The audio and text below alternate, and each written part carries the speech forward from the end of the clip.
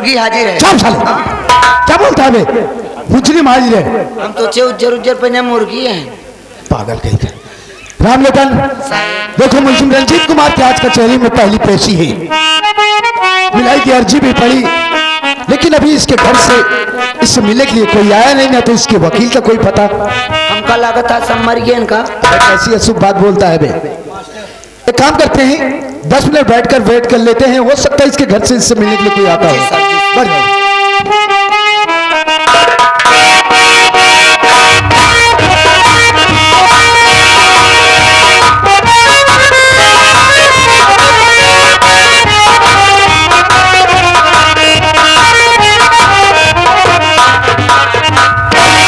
ममता जी, जी हम कचहरी तो आ गए, हाँ, लेकिन देख रहा हूँ यहाँ सब काली कोट वाले दिखाई दे रहे हैं।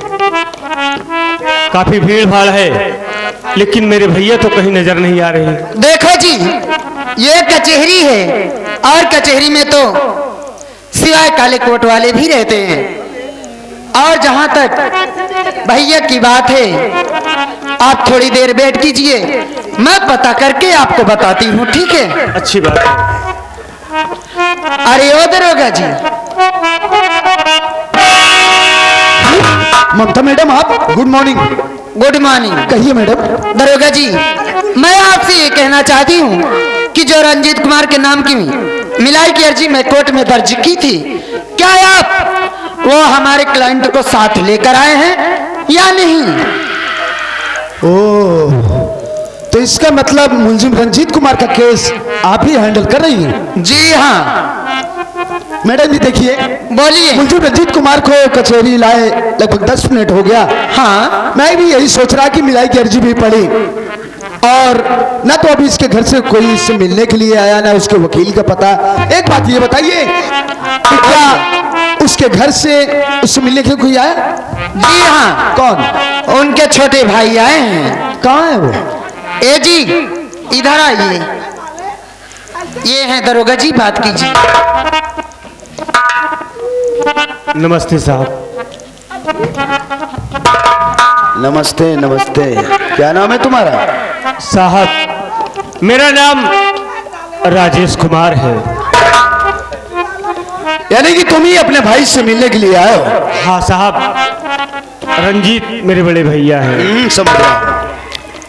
देखो राजेश कुमार, तुम फिक्र मत करो, अभी हम फौरन तुम्हारे भाई से तुम्हारी मुलाकात करवाते हैं। ठीक है साहब। उधर चलो। रामलोटन, साले दिमाग सही कर दूंगा अभी मैं। रंजीत कुमार को हला।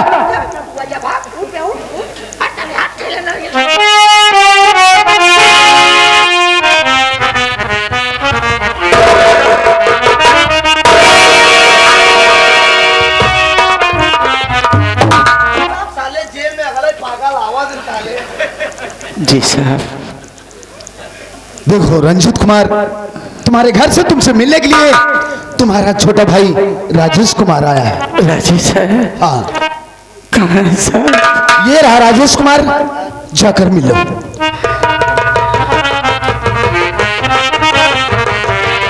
राजेश,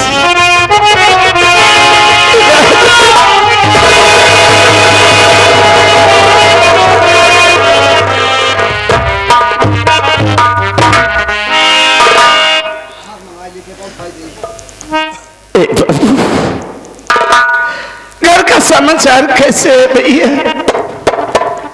तेरी पढ़ाई लिखाई कैसे चल रही है? तेरी भाभी पेट से थी, कैसी है बाबू?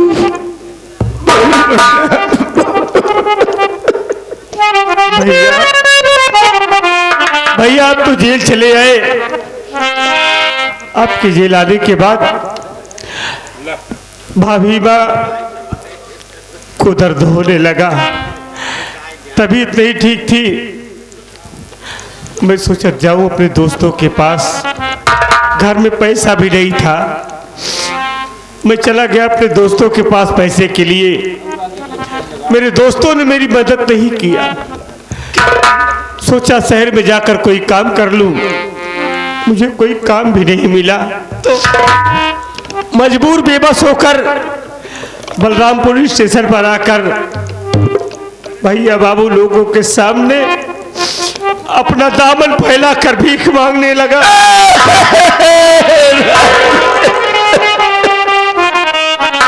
अरे तेरा करियर बर्बाद हो जाएगा बाबू।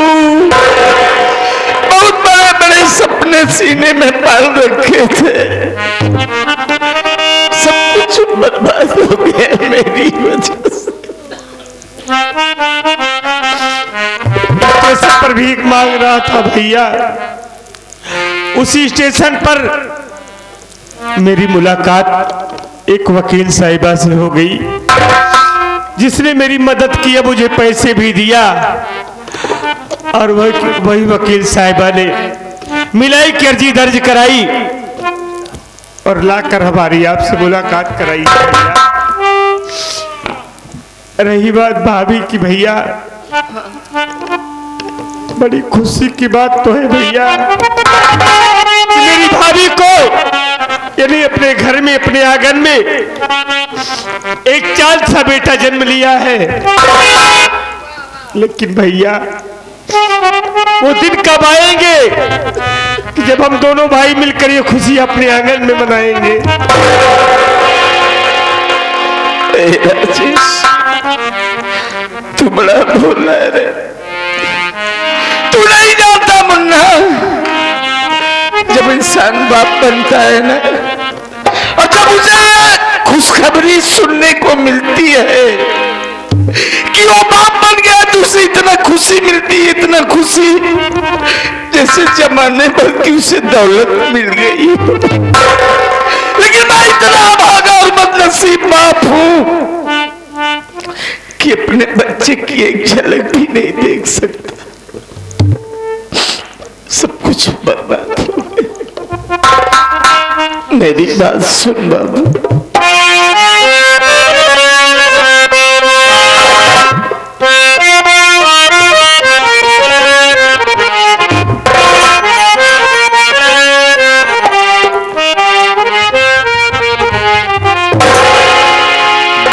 दो भाभी की तेरे हे भैया भरी, सुन के भाई तेरा आज खुशहाल, वो दो भाभी की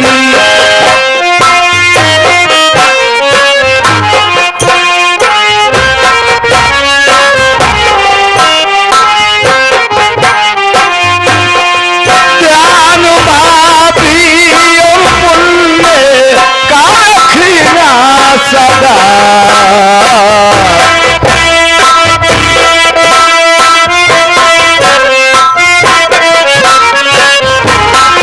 ध्यान भाभी और बच्चे का रखना सदा, मेरी नजरों में तू ही मेरा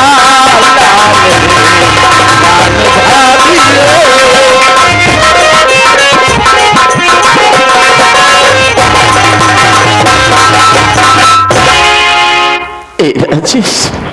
मैंने तुझे भाई नहीं औलाद की तरह पाला है मुन्ना। तेरे ऊपर बहुत बड़ी जिम्मेदारी है।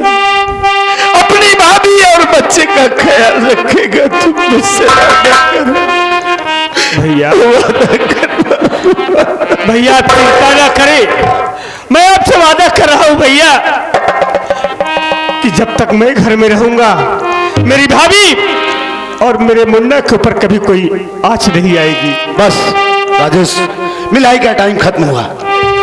साहब, ला रंजित साहब 2 मिनट। नहीं, कोई बात नहीं सुनी जाएगी। देखो राजेश, हम कानून के खिलाफ ऐसा कोई नहीं काम नहीं करना चाहते हैं। मैडम जी यहाँ आइए।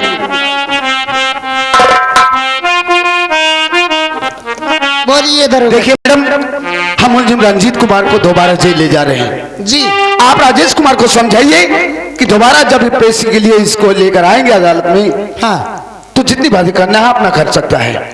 ठीक है, आप लेकर जाइए, मैं इनको समझा दूंगी। ओके मैडम, चलता हूँ। नमस्ते। नमस्ते।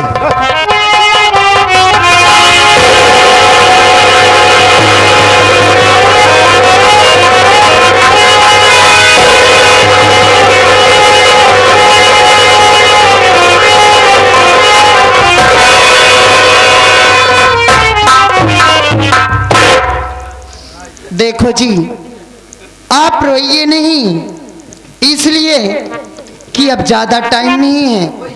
बस 5-6 पैसे में ही मैं भैया को जल्द से जल्द छुड़वा लूंगी।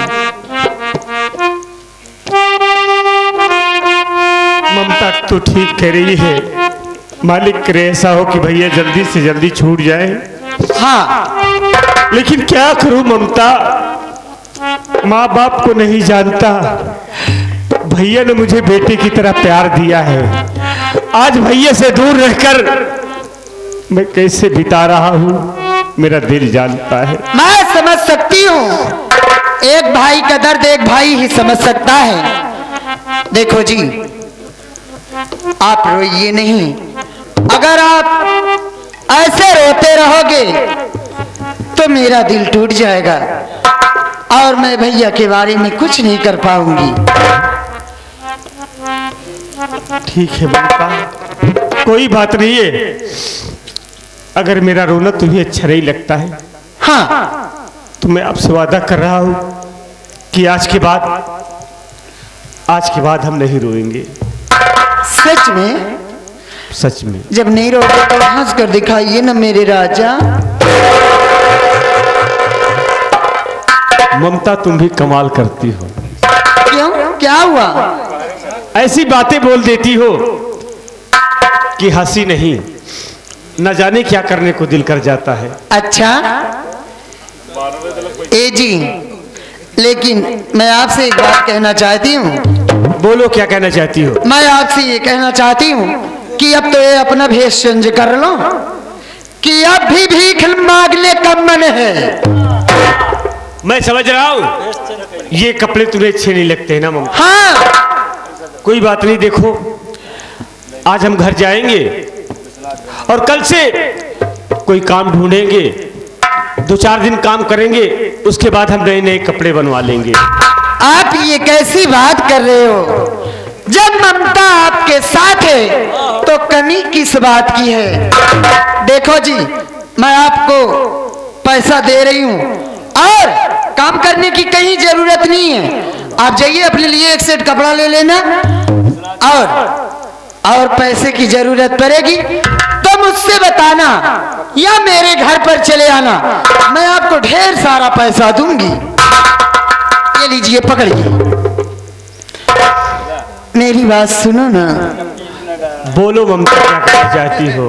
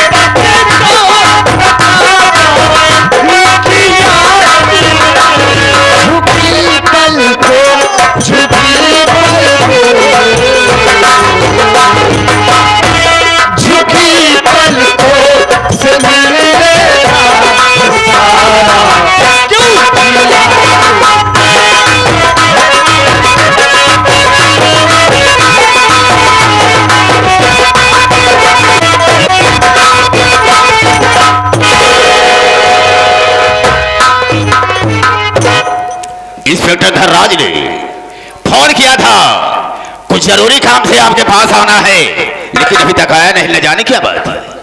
हम कुछ समय तक उसका इंतजार करेंगे, उसके बाद फोन लगाएंगे।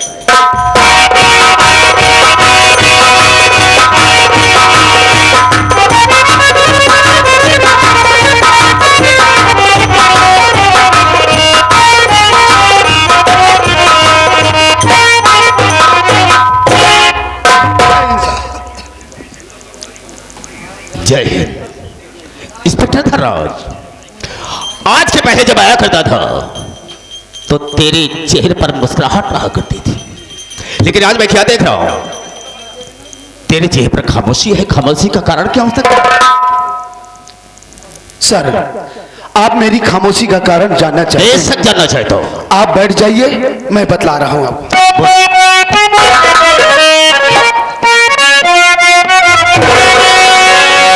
सुनो मंत्री जी बात सच जो हमारी,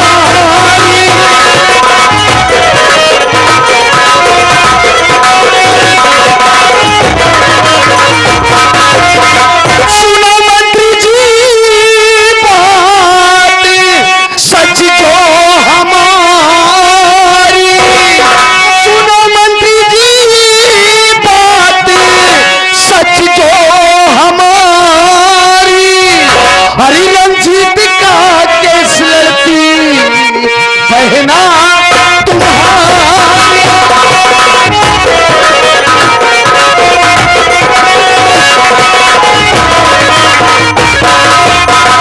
अगर जेल से छूट गया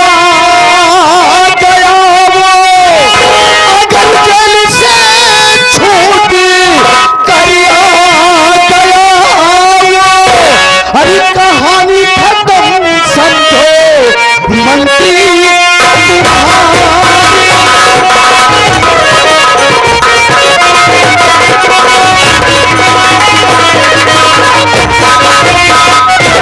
बहुत गजब हो रहा है सर, बहुत गजब हो रहा है।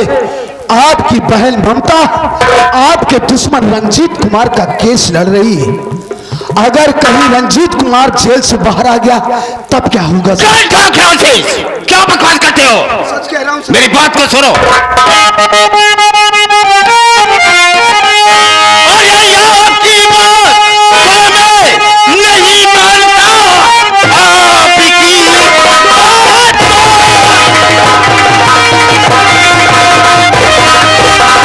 आपकी बात को मैं नहीं मानता।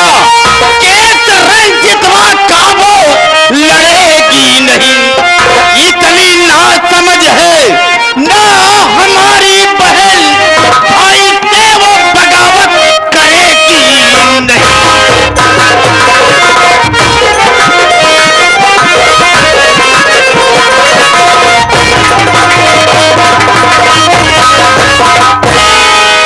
इंस्पेक्टर धनराज, तेरा दिमाग तो नहीं खराब हो गया है? अरे वो मेरी बहन एक वकील है, इतनी बुद्धू नहीं है, पागल नहीं है जो कि मेरे दुश्मन का केस लड़ेगी। तुम्हारी बातों पर विश्वास नहीं आता। आपको मेरी बातों पर यकीन नहीं है? कतई नहीं। तो मेरी बात ध्यान से सुनिए सर। बोलो।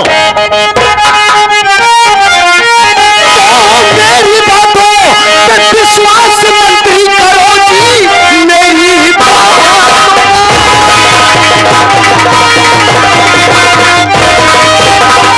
विश्वास मंत्री करो।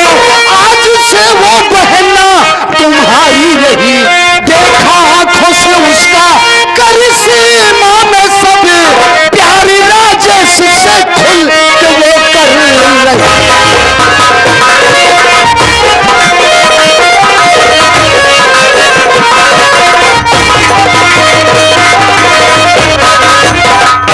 सर जी, आपको मेरी बातों पर विश्वास करना होगा। अभी कल ही की बात है, जब मैं मुंशी रंजीत कुमार को पेशी के लिए अदालत लेकर पहुंचा तो वहां मैंने किसको देखा? आपकी बहन ममता को, और बकायदे वकालतनामे पर आपकी बहन ममता के हस्ताक्षर थे। इतना ही नहीं सर, उसी रंजीतवा का छोटा भाई जो राजेश कुमार है, उसी राजेश से आपकी बहन ममता प्यार करती है। मैंने अपनी नजरों से देखा कि वो राजेश की बाहों में बाहें डालकर झूला झूल रही है। अरे सर, आप अपनी बहन को समझाइए, अपनी बहन ममता को समझाइए। कहीं कुछ उल्टा सीधा हो गया तो आप इस प्रदेश में किसी को मुंह दिखाने के काबिल नहीं रहेंगे। अरे गजब, तुमने अपनी आंखों से सबको देखा है। यस सर, 110% ये बात सच। इंस्पेक्टर धनराज, अगर ये बात है तो मेरी बात को सुनो, मैं कहना क्या चाहूंगा। आइए सर। ठीक है, आज आने दो ममता को घर, सारी उसकी वकीली भुला जाएंगे हम। बाती को घर से मानी और ये हमारे नहीं, मार करके घर से भगा जाएंगे।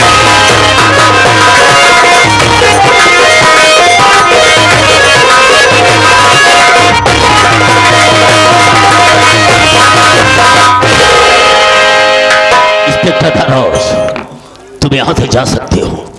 इस वक्त मैं कर ही क्या सकता हूं। आने दो उसे। हम पहली बात तुझे समझाएंगे कि तुम मेरे दुश्मन रंजीतवा का केस नहीं लड़ेगी। Right sir. अगर मेरी बात को मान गए तब तो ठीक है। अगर मेरी बात को इनकार किया तो हम उसे घर से बेघर कर देंगे। आप बिल्कुल ठीक कह रहे हैं सर, यही होना भी चाहिए। ठीक है, तुम जा सकते हो। ठीक है सर, मैं जाना चाहता हूं, लेकिन जाने से पहले मैं आपसे एक बात कहता हूं। क्या कहना चाहते हो? कहना ये चाहता हूं सर कि मैंने आपको इतना इंपॉर्टेंट न्यूज दिया, तो इसके एवज में तो मुझे कुछ मिलना चाहिए। कहने का मतलब सर कि काफी दिनों से जेब खाली चल रही, अगर कुछ मिल जाता तो। धनराज, जो बातें तुमने मुझे बताया है इससे हम थोड़ा डिस्टर्ब हो गए हैं। इस वक्त मैं तुझे कुछ नहीं दे सकता, लेकिन हाँ इतना कहेंगे कि तुम यहां से जाओ, तुम्हारे मोबाइल पर 50,000 रुपया भेज देंगे। Okay sir. ठीक रहेगा? ठीक है सर, मैं चलता हूं। जाओ तुम। जय हिंद। वाह ममता, बहुत अच्छा सिला दिया तुमने मुझे। खैर ठीक है, आने के बाद मैं तुझसे बात करूंगा।